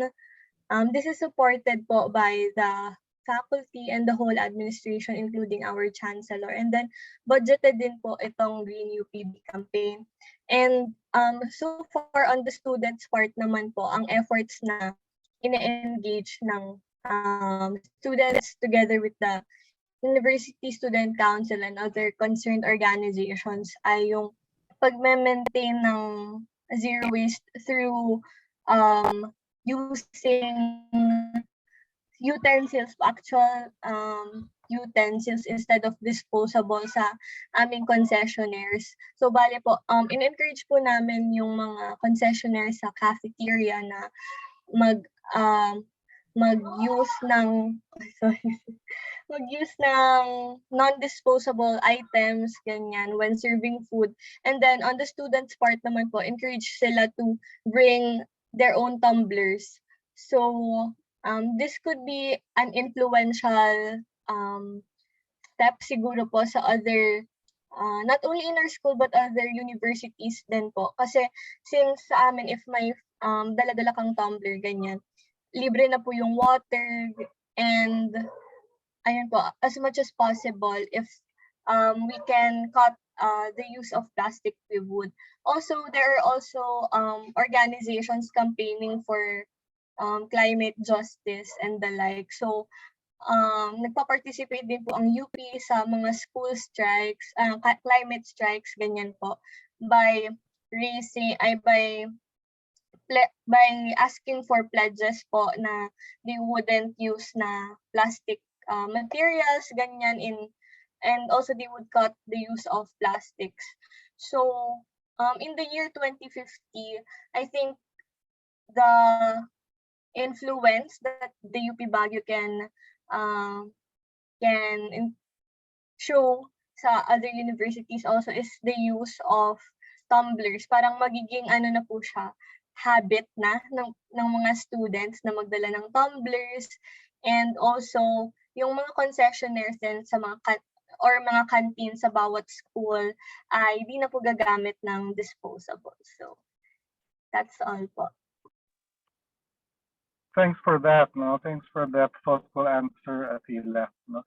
Ngayon, I'll ask Lester if you're still there, no? Para may perspective naman tayo from somebody from the outside. Lester, nandiyan ka pa ba? Yes, sir. Thank you. Good morning, everyone. Yan. So si Lester is in charge of replicating itong City Futures Lab in other cities and provinces. So the same question, and he's hosted. He works from UP Diliman College of Public Administration. He was the immediate past president of the Junior Society of Friends of Students. And he's also teaching, he's also setting up the Taguig City Futures Lab sa Taguig City University naman. So Lester, kung by the year 2050, ano kayang itsura ng itong zero waste? Kung kunwari, if UP Baguio was a good and Baguio City was a good model and a showcase natin ng gusto, ano kayang itsura ng universities all over the country? I think the country has over 1,000 universities. No? Parang ano kayang itsura ng universities all over the country as catalysts for change in environmental governance like this? Sige, sir. So hypothetical imagination, exercise to in imagination. All right, thank you po. Actually, nung iniisip ko siya kanina, medyo haze pa rin, no? I'll be honest, no? Medyo haze pa rin sa imagination ko, yung itsura, no? By 2050. But one thing's for sure, kung magiging successful po itong yung sinisimulan natin today, I think yung itsura na clear sa akin ay naiintindihan ng lahat ng mga key players and stakeholders how important yung collaboration, no? And yung co-creation between and among different universities and stakeholders. Kumbaga parang hindi naman matatapos, no, yung problema by 2050, and I think there will be some may mga mag-emerge, no, na new problems by 2050. But kung sisimulan natin today, I think yung mas ma-realize natin how important, no, yung collaboration, na hindi lang masosolve yung isang problema just because UP Baguio is actually doing something, or the local government of Baguio is just doing something alone, or this barangay is doing something alone. But we need collaboration and co-creation of new knowledge and new projects between and among different stakeholders and institutions. Mas ganon, sir, no, yung nakikita ko by 2050 na parang hindi natin matatapos yung problema, but one thing is for sure, mas stronger yung collaboration, yung partnerships sa iba't ibang mga institutions. Okay. Sige, thanks for that. Ngayon, follow-up question sa'yo na lang, Lester, and then we'll circle back to the others. No? Ang isang technique rin sa future thinking is imagine the preferred future, no? And then backtrack to what you can do 2 weeks from now, within 2 weeks. No? Kasi madali naman mag-usap ng, future 30 years from now, ganyan-ganyan. Maganda siguro, parang wishful thinking, no? Maganda siguro kung ganito, kung ganyan, no? Pero so that it becomes real, we have to start imagining, okay, what can we start within the next 2 weeks, no? Not next month, kasi pag next month, madali magkalimutan na, no? But within the next 2 weeks, given that you are working with UP and CPAG, teaching at Taguig City University, and now talking to advocates in Baguio, parang ano kayang pwedeng mapagtulungan, kahit na sobrang lightweight, sobrang baby step, pero something na pwede mapagtulungan para umusad to in Baguio and also in Taguig and in other cities, given whatever yung parang arena mo ngayon. Yes, sir. Well, personally, of course, gagawin ko muna yung mga binabanggit ni Ma'am Becky kanina, no, yung mga pagbabawas, no, ng mga ginagamit ko, no. I think malaking bagay 'yon. That's number one. Number two, as an educator, no, I think medyo may influence tayo doon sa mga estudyante natin. So I think very direct and immediate yung somehow yung effect no kapag binanggit kaagad natin doon sa mga estudyante. But I think yung platform na meron kasi ako since I'm working in UP Diliman at may mga network tayo from different universities, I think magandang platform no na ito yung pwedeng magsimula na magkaroon ng collaborations no between and among universities and institutions no.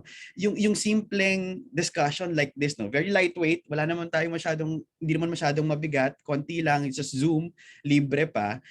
Kung kailan tayo available lahat, probably magandang idea to no, na continue yung discussion sa different issues no. Baka kasi yung issue, and I'm sure yung issue po sa Baguio ay hindi naman hiwalay doon sa issue na naranasan namin sa Taguig, sa Parañaque, sa Marinduque. May mga issues na connected at kailangan nating i-address pare-pareho no. So I think the best I can do ay yung create that platform na mag-usap-usap tayo from different universities and probably mag-share tayo ng different practices no. Ano ba yung magandang nangyayari sa Baguio, magandang nangyayari sa Taguig, ano yung pwede nating i-adapt no or copyhead or i-adapt nga no from mula sa iba't ibang colleges and universities and institutions. From there, I think yung locally kaya naman na nilang i-apply no yung possible, yung mga best practices na nakikita or narinig nila from other universities. I think yun lang no, mas kailangan lang ng platform kung saan tayo pwede mag-usap. Ano yung mga best practices, ano yung mga problema dito na pwede nating mag-collaborate at maging partner tayo. Thank you. Carlo, yeah, you're raising your hand.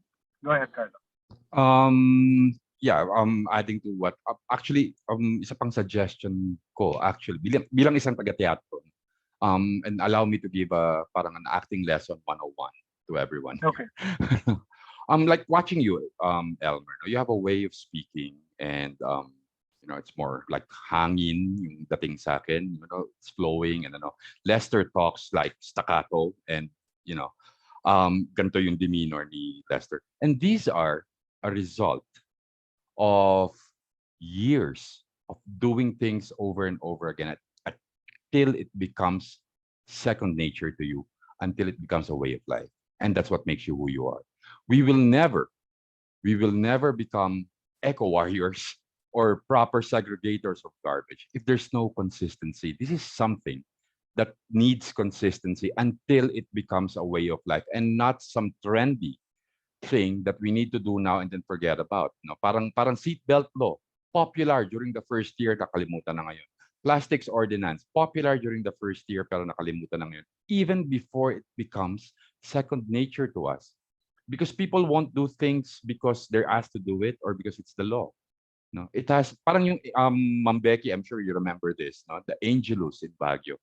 That was done consistently, and it has become second nature that even years, a few months after they stopped doing that, even me, na migrant lang naman dito sa Baguio, it was still second nature to me to stop at 6 o'clock pag narinig ko yung bell ng church. I would stop wherever I am, and because it's the Angelus, and that's what everybody used to do. Now, they trained us to ignore that until it became second nature to us to ignore the Angelus kasi nga tinanggal na nila. So these are things, and the Angelus is not a law. It's not something that you're threatened with something if you don't follow it, but it became second nature to people, and people followed it instinctively. So this is the kind of engagement we need to do with the people, with the masses, Kasi kung tayo lang na mga academics or people in certain positions who are so into this, it would never take off. Thank you, Carlo. Ma'am Becky is raising her hand. Yeah, I have a question actually for Carlo and for whoever would like to answer this. Kasi I was also a member before of the Alay sa Kalinisan, and we were talking about kasi malapit na nun yung Panagbenga. So I was telling them na, malapit na naman yung Panagbenga, baka madami na naman tayong basura, mga ganyan-ganyan. So that was several months pa, no, from the panagbenga. So I was telling the mayor was chairing the committee then to why don't we come up with a sana a video of, kasi di ba captive audience yung mga sumasakay sa bus, di ba?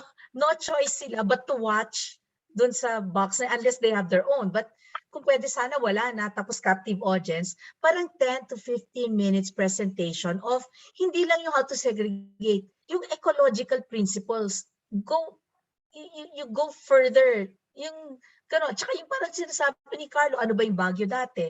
Ganyan. And just to show them that this was how Baguio looked like before. Now, you are an entering tourist. Now, what can you do to help maintain or improve pa on the city of Baguio? Parang di ba when you're watching something, passive learner ka di ba? Ganon. But it's somehow it affects you subconsciously.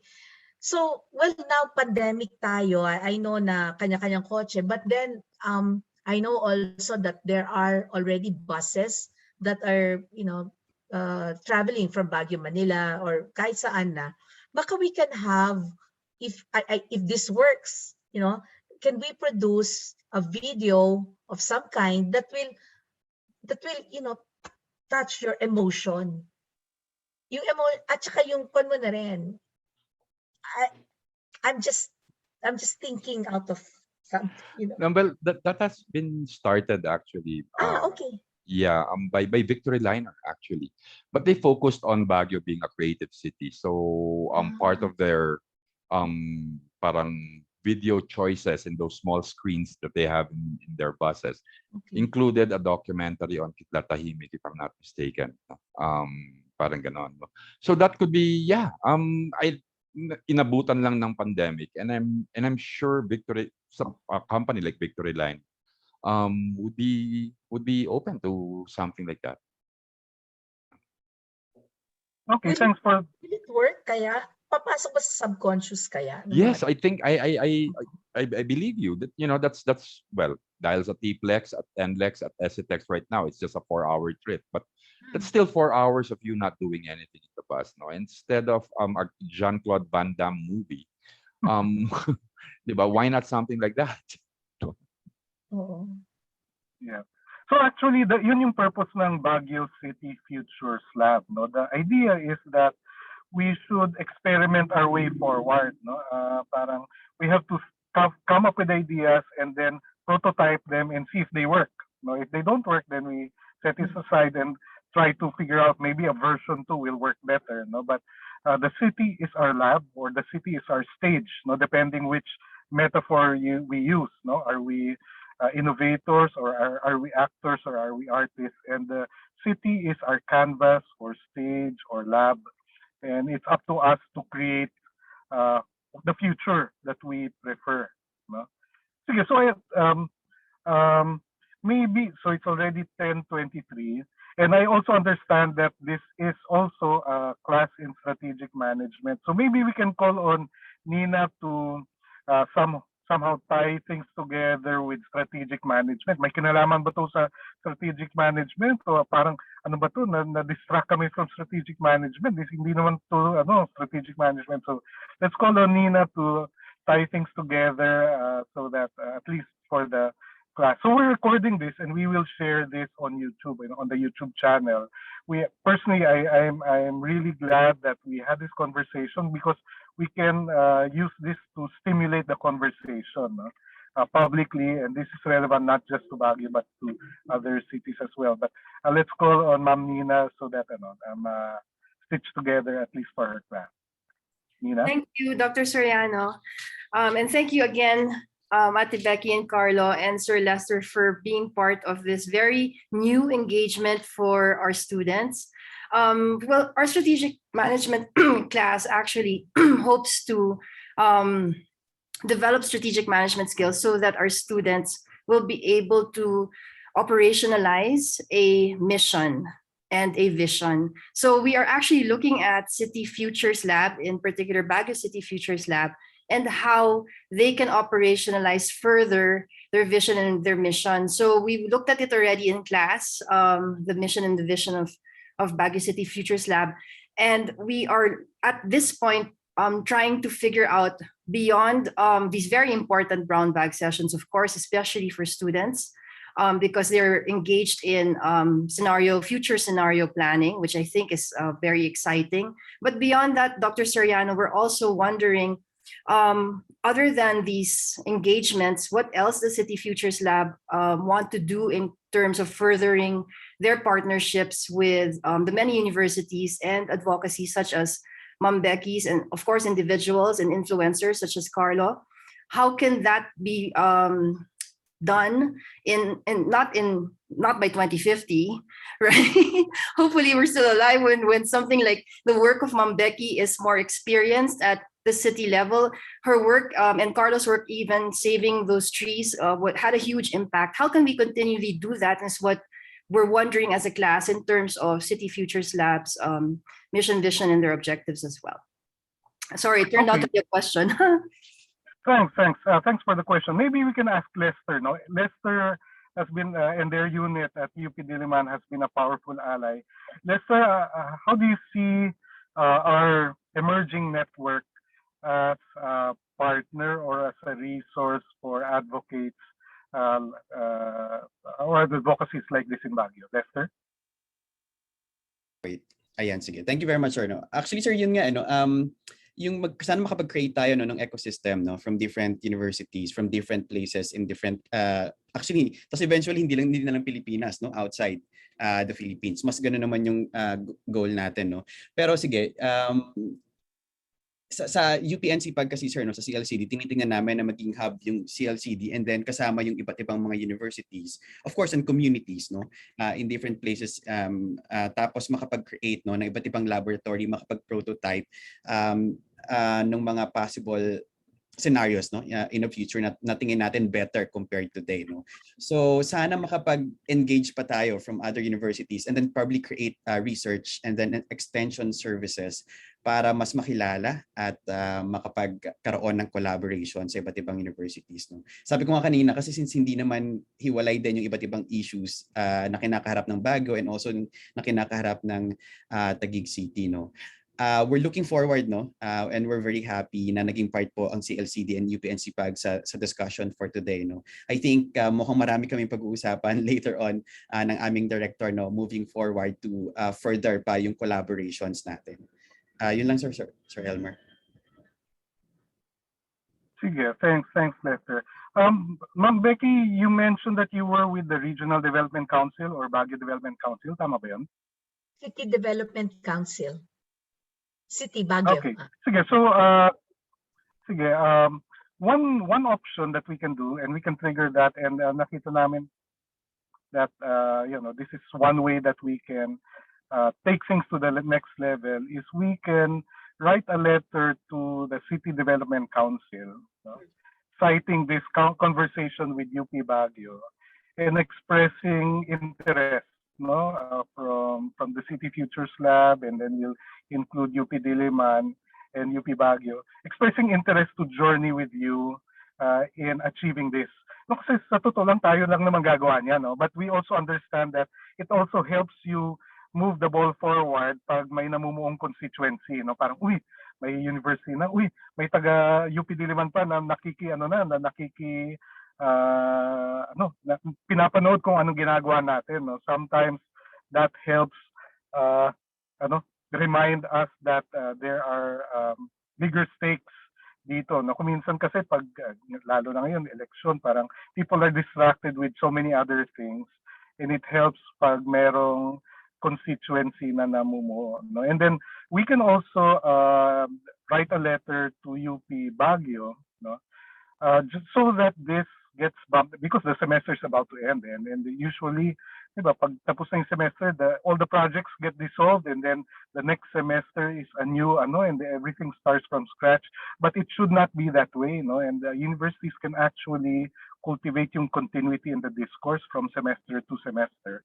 So what we can do is also write the Chancellor of UP Baguio to express interest in journeying with you, no?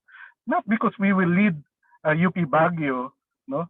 But we will watch UP Baguio and the Baguio community and hope to learn from it. No, parang Baguio is a smaller city. In the scheme of things, Baguio is a small, relatively medium-sized city. No, but it might be actually more poised to be successful at this.